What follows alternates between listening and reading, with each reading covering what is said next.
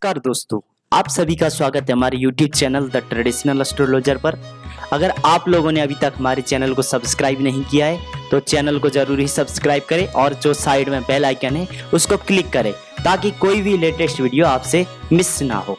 आज हम बात करने वाले हैं वास्तु के बारे में, कुछ वास्तु की चीजें बताने वाले हैं, तो अंत तक जरूर ही वीडियो देखिएगा।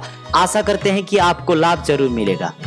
विद्यमान चीजों को प्रदर्शित करना ही वास्तु का काम है। जैसे कौन सी चीज कहां पर रखे तो उसका लाभ मिलेगा एवं कौन सी चीज कहां पर रखे तो उसका घाटा होगा, ये सब चीजें वास्तु के हिसाब से ही होता है। वास्तु अगर हमारा घर का अच्छा हो तो हमें ऊर्जा मिलती है, हर काम में मन लगा रहता है, लक्ष्मी की प्राप्ति होती है, लक्ष्मी का आगमन होता है। और उसी जगह पर अगर वास्तु खराब हो तो नकारात्मक ऊर्जाएं प्राप्त होती है, काम करने में मन नहीं लगता, मानसिक तनाव इत्यादि होता रहता है। वास्तु पुरुष की उत्पत्ति के बारे में दो चीजें प्रचलित है।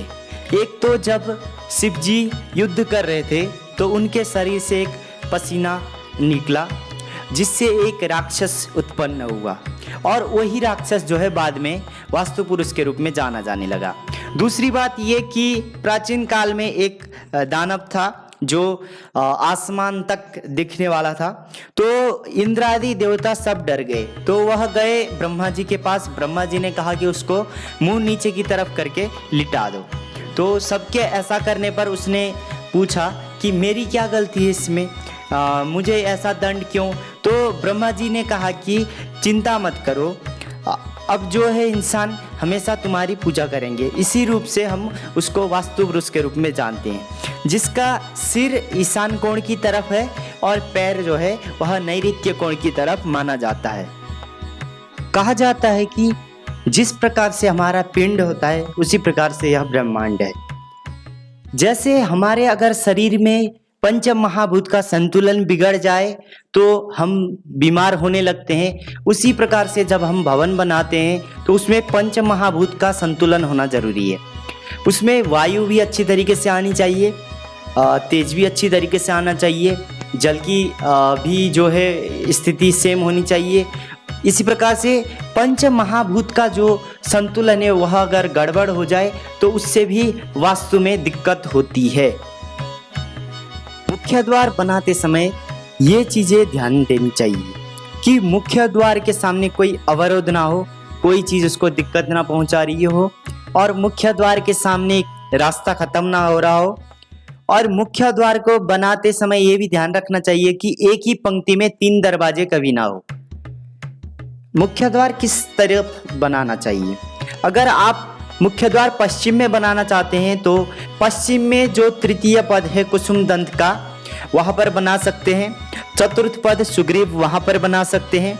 अगर पूर्व में बनाना चाहते हैं तो पूर्व में जो है होता है वह शिखी से अंतरिक्ष तक लिया जाता है। उधर तृतीय पद में जयंत के स्थान पर बना सकते हैं, चतुर्थ पद में इंद्र के स्थान पर बना सकते हैं।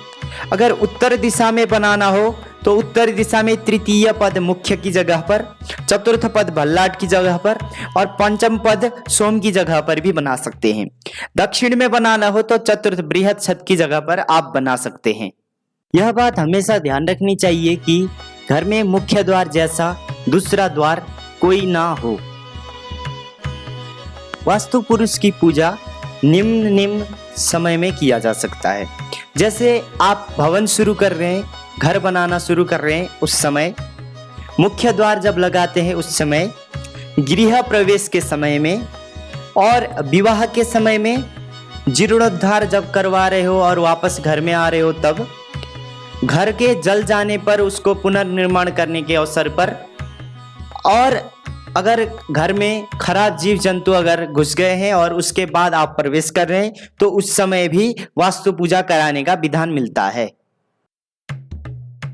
अगर घर बनाते समय आपसे कोई चीज छूट जाए या कोई भूल हो जाए तो उसका जो दोष होता है उसको किस प्रकार से हटा सकते हैं, ये जो है अगर घर में कुछ भी गड़बड़ हो जाती है तो जो हमारा घर का जो प्रवेश द्वार होता है, मुख्य द्वार होता है, उसके ऊपर जो है कि गणपति जो गणेश जी होते हैं हमारे, क्योंकि उनको विघ्नहर्ता कहा जाता है, विघ्न नाशक कहा जाता है, तो उनकी फोटो या मूर्ति लगाने से माना जाता है कि जो घर का वास्तु दोष होता है, जो भी थोड़ा बहुत छूट जाता है, उसमें हमें उसका परिहार मिल जाता है, उसका शांति हो जाता है, ऐसा भी माना जाता है।